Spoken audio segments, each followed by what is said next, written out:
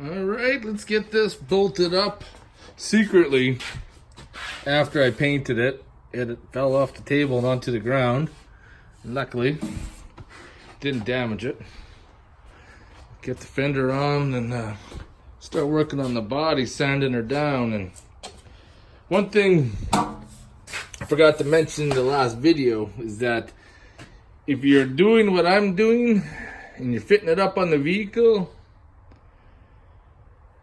you probably shouldn't want to weld on it. As you can see, wipes off, but does tarnish the paint a little bit, but I'm repainting it, so I'm not too concerned about that. All right, before we get this video started, just want to remove this battery block off the accessory mount because it interferes with the fender. Ugh.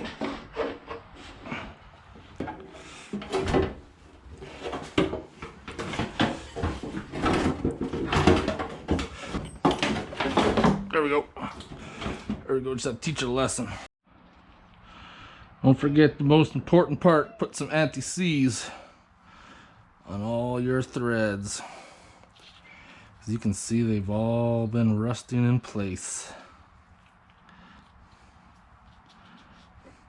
It'll save you a headache down the road, trust me.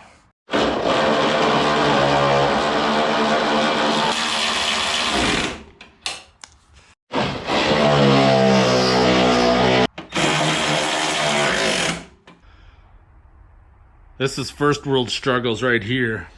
I had to push my Jeep forward because I had the hood flip back on the roof and it wouldn't clear the motor for the garage door. So I had to clear shit out of the front, push the Jeep forward on the skates so I closed the hood. But now the question is, I fitted these fenders up, but I did not fit them up to see if the hood would close. There's only one way to find out.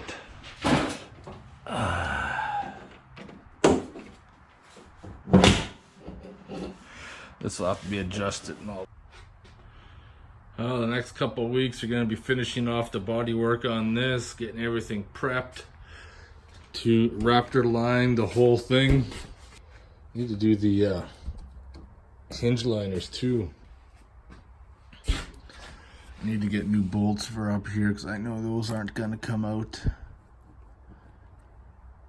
I'll try to heat them up first and then see if they'll go, but I doubt it. Jumping along, get some sanding of some rust spots that we're gonna get ready and start prepping up. Even punch these out on the bottom.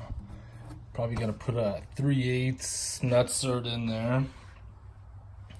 Going to redo the top of the fender because I need to get some foam brushes. I had the ones with that left little hairs, and then when I started sanding it down, it just took it down to the bare metal, and I just said screw it, took the whole top off. And then finally I put some silicone in those seams to push it out flush to the other side. So we'll take care of that issue when we go to paint these up.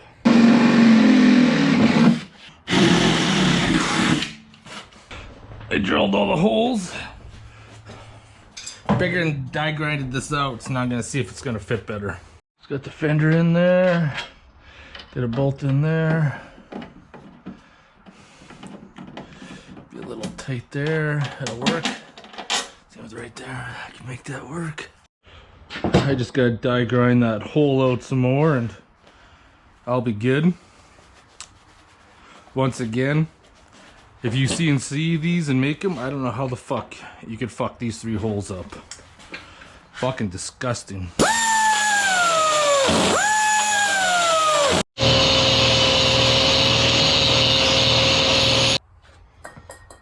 So that's been POR'd. I'll get that set up for tomorrow. Do something with those holes tomorrow as well. Redid the fender. Got the back sides of these ones done. And we'll take care of the rest tomorrow. The key is get a good brush so you don't get it full of hairs. I was buying cheap brushes and that was the problem. This time I only got like a couple little hairs in there, but I'm not too concerned about that. Got those sides done, and tomorrow we'll flip them over and do them. Just got a fire going. Tomcat's in his crib. Fedor came back from the Yukon. Got me some presents here in the bag. So you got a mug that says Yukon Brewing. Awesome. Can of Chilkoot. And one of their specialty beers, Spruce Tip Pale Ale. Thanks, Fedor. Cheers. You are the man.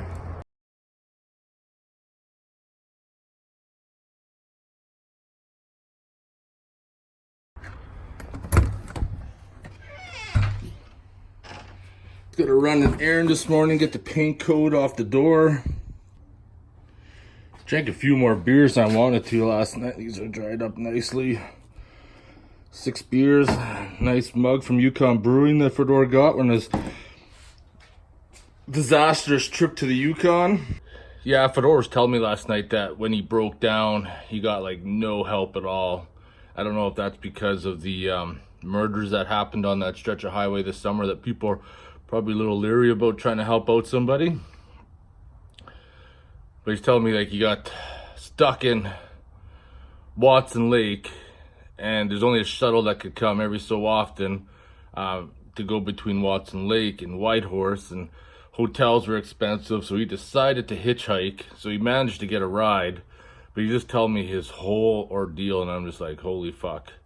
This is why when I went to the Yukon, I did the best of my ability to make sure that my Jeep would hopefully make it. And man, he has a lot of faith. I'll give him credit for that, but his misadventure was definitely an adventure that I would not want to experience. Being stranded up north, trying to get your Vico towed back here to Calgary, and trying to get away home. But he did, in the end, flew out of Whitehorse, got back to Calgary, got his truck, or say his Jeep trailered from Watson Lake to Edmonton like a few days later, and his Jeep's back at home right now. He just picked up a transmission that he went on another trip last weekend for like 14-hour round trip to get this transmission that has 60,000 K, man. That's fucking insane. Anyways, I'm gonna go see if I can get some Raptor liner color match for this Jeep now.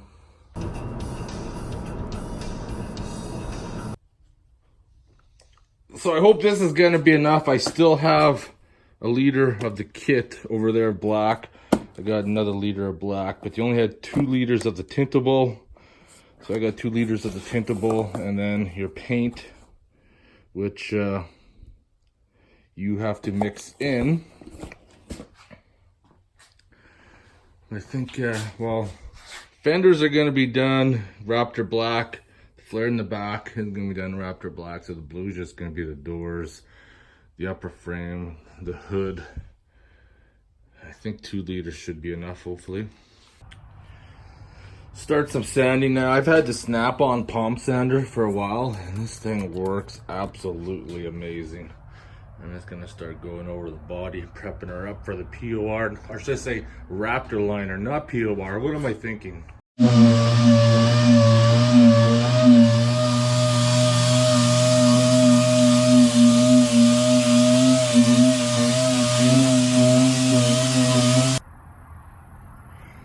There's lots of fine work to do, but the key for the Raptor liner to stick is to just remove the smooth surface so it can adhere to the panel.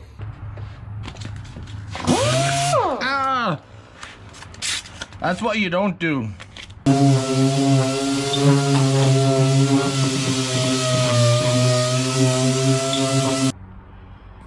That's the repair I did. The hole, I'm gonna get rid of these guards, they're kind of useless. Remove the lights and put them in the back for right now.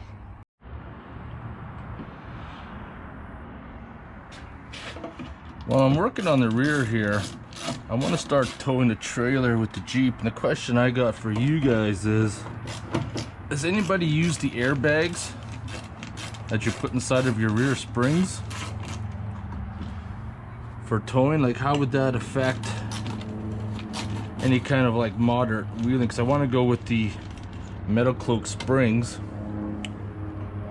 and build my own control arms, but also curious about putting bags in there because I got the ARB compressor.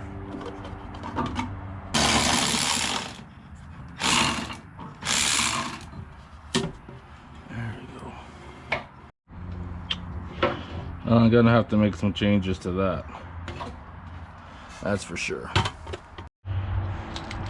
Rust just flaking away. Goodbye. I'm gonna start sanding all the flat spots down, and I got this Chicago pneumatic sander, which I've had probably for almost a decade.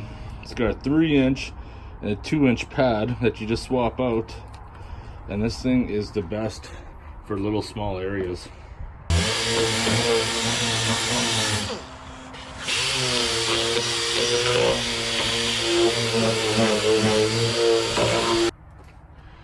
Gonna use a rough Scotch-Brite pad inside there, and I need to do this. I wasn't sure how far that window seal was gonna come down. I wonder if that rubber can be replaced. So it doesn't exactly provide a very good seal.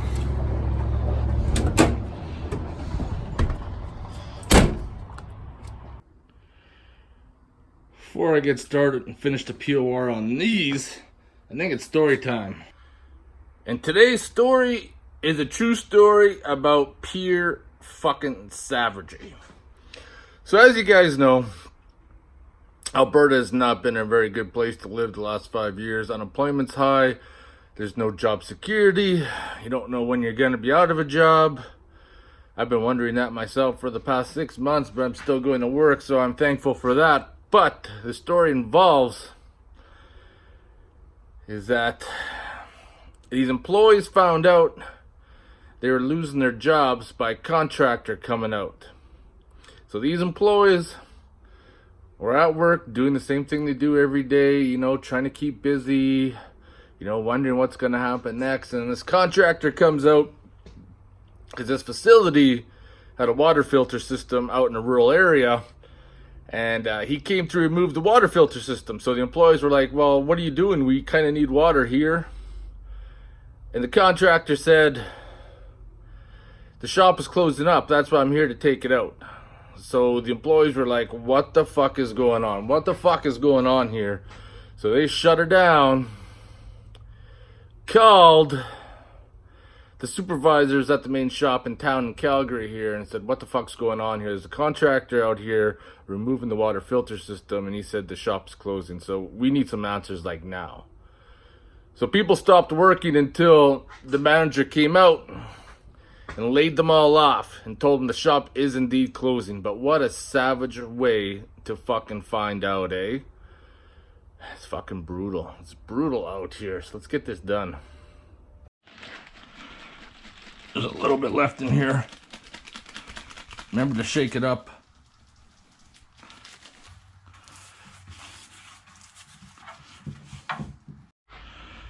I had to text Fedor today, see how he was feeling. Said he was a little bit hurting. He was drinking draft beer last night and smoked some cigars. I gave him a nice Cuban cigar, and he had like a dried up gas station cigar that he smoked, which I thought was pretty disgusting, but it is what it is. Those are all done now. Let them dry, and then tomorrow I'll put the bed liner spray in there, and then after those dry, install them. Remove the stickers. Best way to do it is use a heat gun. Heat them up. Peel off. If you don't heat them up, they'll probably come off in little chunks. there will be some residue left over. You'll have to take care of. Just trying to work on getting these doors off, but that one may come out with a chisel coming up. But trying to use the tap method, this pin is seized. That one is definitely toast. Because once I got the pin released, I can work it. Because that bottom one is pooched. Threads are already hooped.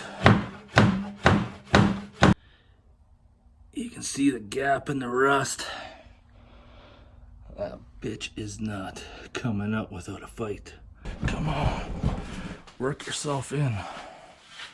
Work yourself in.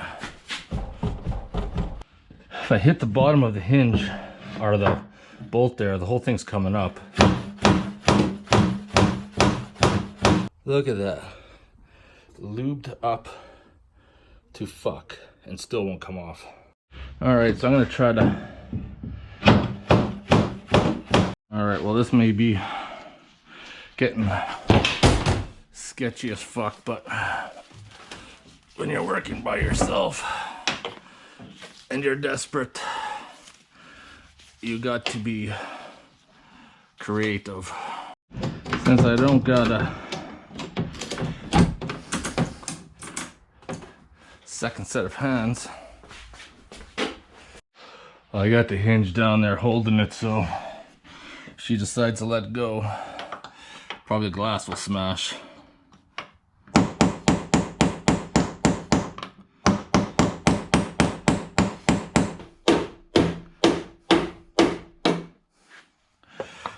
She's in there fucking good. This is where things are gonna get a little bit violent.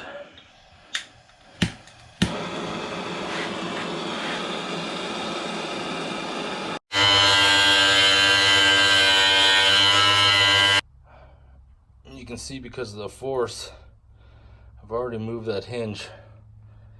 I'm gonna see if I can get those bolts out.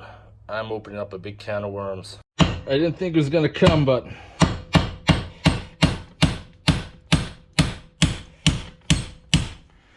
smash your fingers. Jesus fucking Christ.